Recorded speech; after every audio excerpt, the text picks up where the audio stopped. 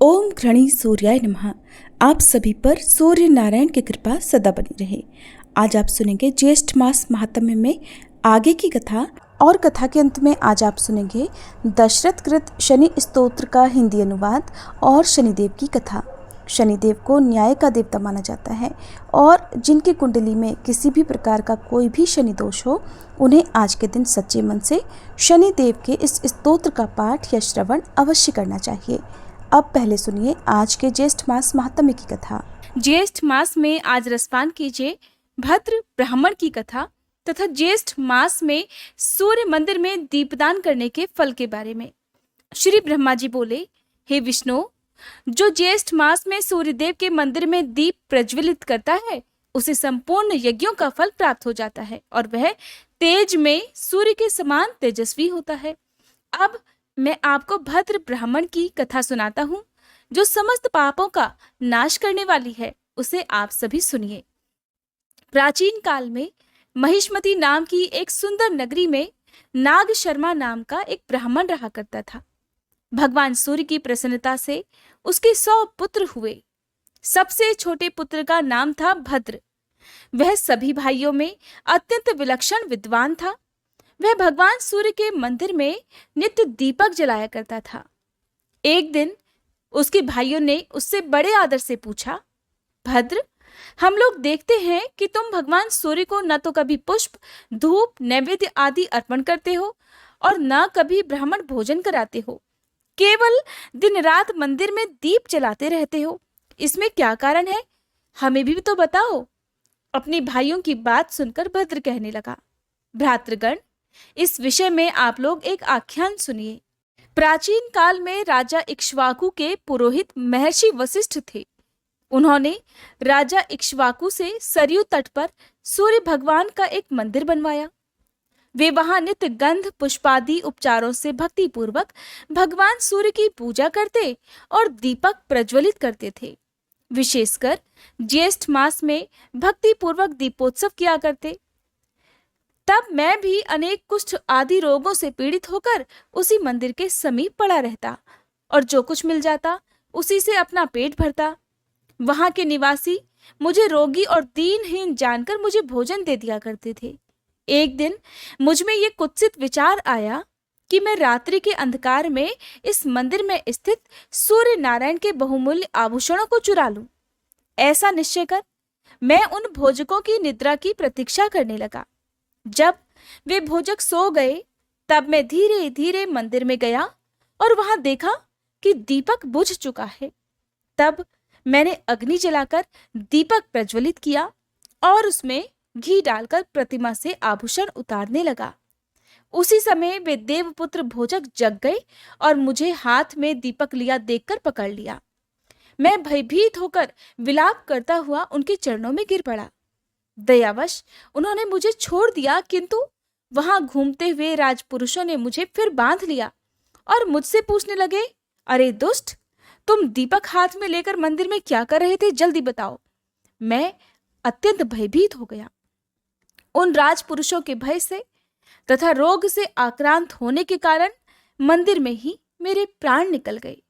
उसी समय सूर्य भगवान के गण मुझे विमान में बिठाकर सूर्य लोक ले गए और मैंने वहां एक कल्प तक सुख भोगा और फिर उत्तम कुल में जन्म लेकर आप सबका भाई बना। बंधुओं, ये ज्येष्ठ मास में भगवान सूर्य के मंदिर में दीपक जलाने का फल है। यद्यपि मैंने दुष्ट बुद्धि से आभूषण चुराने की दृष्टि से मंदिर में दीपक जलाया था, फिर भी उसी के फलस्वरूप इस उत्तम ब्राह्मण कुल में मेरा जन्म हुआ तथा वेद शास्त्रों का मैंने अध्ययन किया और मुझे पूर्व जन्मों की स्मृति भी हो गई। इस प्रकार उत्तम फल मुझे प्राप्त हुआ। दुष्ट बुद्धि से भी घी द्वारा दीपक जलाने का ऐसा श्रेष्ठ फल देखकर अब मैं नित्य भगवान सूर्य के मंदिर में दीपक जलाता रहता हूँ। भाइयों, मैंने ज्येष्ठ मास में ये दीपदान का संक्षेप महात्म्य आप लोगों को सुनाया। इतनी कथा सुनाकर श्री ब्रह्मा जी कहने लगे, हे विष्णु, दीपक जलाने का फल भद्र ने अपने भाइयों को बताया। जो पुरुष सूर्य के नामों का जप करता हुआ मंदिर में ज्येष्ठ के महीने में दीपदान करता है, वह आरोग्य, धन, संपत्ति, बुद्धि, उत्तम संतान और जाति स्मृत्व को प्राप्त करता है। षष्ठी और सप्तमी तिथि को जो प्रयत्न पूर्वक सूर्य मंदिर में दीपदान करता है वह उत्तम विमान में बैठकर सूर्य लोक को जाता है। इसलिए भगवान सूर्य के मंदिर में भक्ति पूर्वक दीप प्रज्वलित करना चाहिए। प्रज्वलित दीपकों को न तो बुझाए और न ही उसका हरण करे। दीपक हरण करने वाला अर्थात दीपक चुराने वाला पुरुष अंधमूषक होता है। इस कारण कल्याण की इच्छा वाला पुरुष दीप प्रज्वलित करे और कभी उसका हरण ना करे। अब जानिए यमदूत और नारकीय जीवों के संवाद के प्रसंग में सूर्य मंदिर में दीपदान करने और दीप चुराने के पुण्य पापों के परिणाम के बारे में। श्री ब्रह्मा जी बोले, हे विष्णु, एक समय घोर नरक में पड़े हुए भूखे, आर्त, दुखी और विलाप करते हुए जीवों से यमदूत ने पूछा, मूर्जनों, अब अधिक विलाप करने से क्या लाभ होगा? प्रमादवश तुम सब ने अपनी आत्मा की उपेक्षा कर रखी है। पहले तुम सब ने ये विचार नहीं किया कि इन कर्मों का फल आगे भोगना ही पड़ेगा। ये शरीर थोड़े ही दिनों तक रहने वाला है, विषय भी नाशवान है, ये कौन नहीं जानता। हजारों जन्मों के बाद एक बार मनुष्य जन्म मिलता है, उसमें क्यों मूर्जन भोगों की ओर दौड़ते हैं? वे पुत्र, स्त्री, गृह, क्षेत्र आदि के लिए प्रयत्नशील रहते हैं और उनमें आसक्त होकर अनेकों दुष्कर्म कर डालते हैं। ये मूर्ख अपना हित नहीं जानते। वे ये भी नहीं जानते कि सूर्य, चंद्र, काल तथा आत्मा ये सभी मनुष्य के शुभ और अशुभ कर्मों को देखते रहते हैं, अर्थात साक्षीभूत हैं। न केवल एक जन्म अपितु सैकड़ों जन्मों में भी पुत्र, स्त्री आदि के लिए जो जो कर्म किया जाता है उसे अच्छी तरह से ये जानते रहते हैं। मोह की ये महिमा तो देखो कि नरक में भी ममता बनी रहती है। इस प्रकार परिणाम में भयंकर विषयों के द्वारा आकृष्ट चित्त वाले मनुष्यों की बुद्धि परमार्थ तत्व की ओर नहीं होती। जिह्वा द्वारा भगवान सूर्य का नाम लेने में कौन सा श्रम है? मंदिर में दीप जलाने में भी अधिक परिश्रम नहीं पड़ता। फिर भी यदि मनुष्य से इतना भी नहीं हो सकता तो अब रोने और विलाप करने से क्या लाभ है? जैसा किया वैसा फल पाया। इसलिए पाप कर्म में कभी भी बुद्धि नहीं लगानी चाहिए। अगर कोई अज्ञान से पाप कर्म हो भी जाए तो सूर्य भगवान की आराधना करें, जिससे सारे पाप नष्ट हो जाए। श्री ब्रह्मा जी बोले, यमदूत के ऐसे वचनों को सुनकर तथा भूख से व्याकुल, प्यास से सूखे कंठ वाले, दुख से पीड़ित वे नारकी जीव उससे कहने लगे, साधु, हमने ऐसा कौन सा कर्म किया जिससे हमें इस दारुण नरक में वास करना पड़ा? तब यमदूत कहने लगे, पूर्व जन्म में यौवन के उन्माद से उन्मादित तुम अविवेकियों ने घी के लोभ में भगवान सूर्य के मंदिर से दीप चुराया था। उसी कारण इस घोर नरक में तुम सब दुख भोग रहे हो। श्री ब्रह्मा जी बोले, अच्युत, मैंने सूर्य के मंदिर में दीपदान करने के पुण्य तथा दीप हरण करने के दुष्परिणामों का वर्णन किया। दीपदान करने का तो सर्वत्र ही उत्तम फल है, परंतु सूर्य नारायण के मंदिर में विशेष फल है। संसार में जो जो अंध, मूक, बधिर, विवेकहीन, निंद्य व्यक्ति दिखाई पड़ते हैं, उन सब ने साधु जनों द्वारा प्रज्वलित किए हुए दीपों को सूर्य नारायण के मंदिर से हरण किया है। हरे कृष्णा। आज के अध्याय में बस इतना ही। अब सुनिए श्री शनि स्तोत्र पाठ का हिंदी अनुवाद। जिनके शरीर का वर्ण कृष्ण नील तथा भगवान शंकर के समान है, उन शनिदेव को नमस्कार है। जो जगत के लिए कालाग्नि और कृतांत रूप हैं, उन शनैश्चर को बारंबार नमस्कार है। जिनका शरीर कंकाल जैसा मांसहीन तथा जिनकी दाढ़ी, मूछ और जटा बड़ी हुई है, उन शनिदेव को नमस्कार है। जिनके बड़े बड़े नेत्र, पीठ में सटा हुआ पेट और भयानक आकार है, उन शनैश्चर देव को नमस्कार है।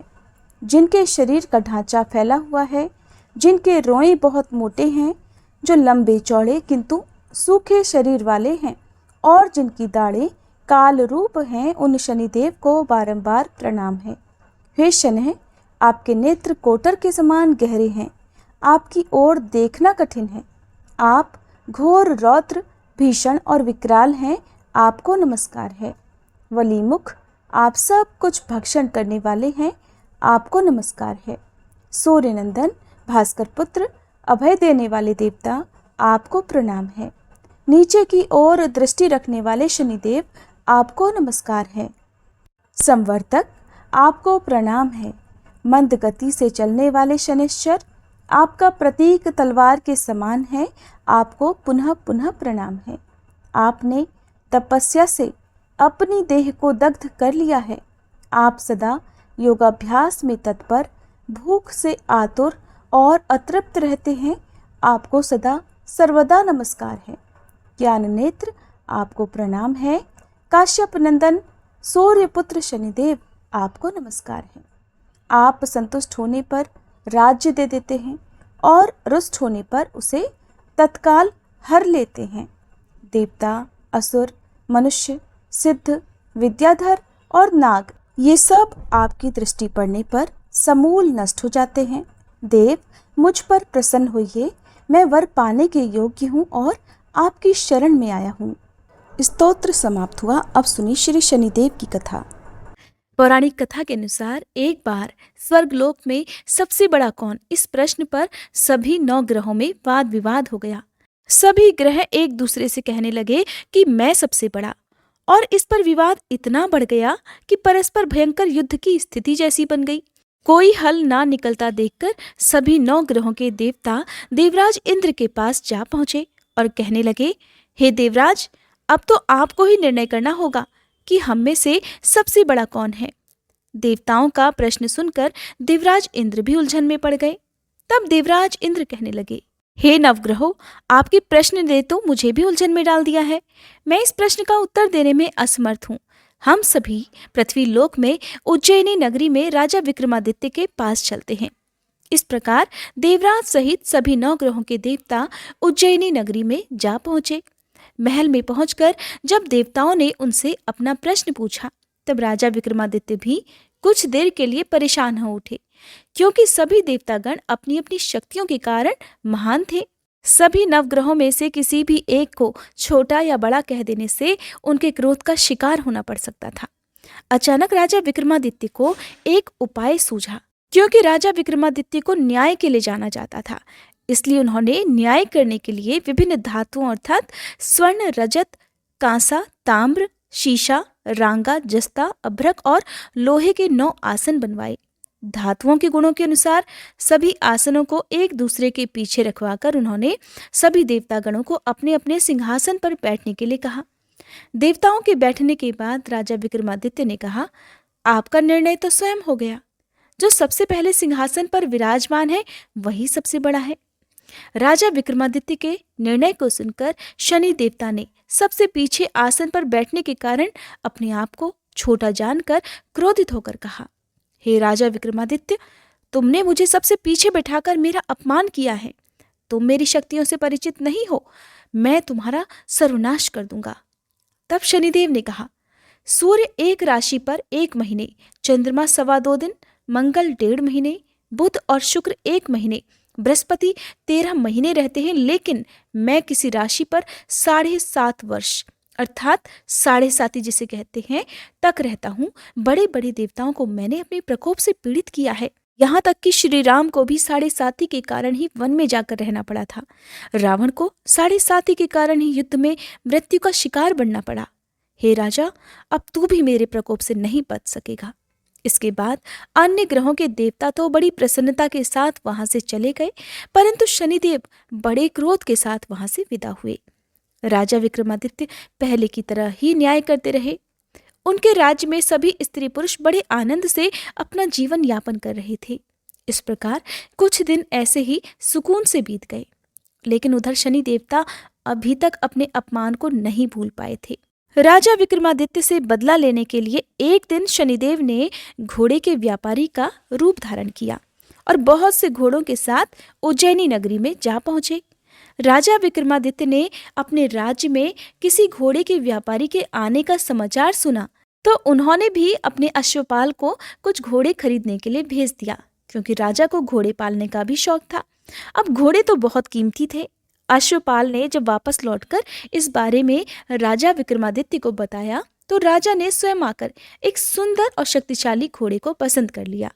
घोड़े की चाल देखने के लिए राजा उस घोड़े पर सवार हुए तो वो घोड़ा तो बिजली की गति से दौड़ पड़ा।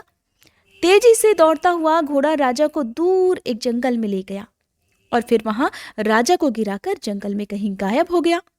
अब राजा अपने नगर को लौटने के लिए जंगल में ही भटकने लगा, लेकिन उन्हें लौटने का कोई रास्ता ही नहीं मिला।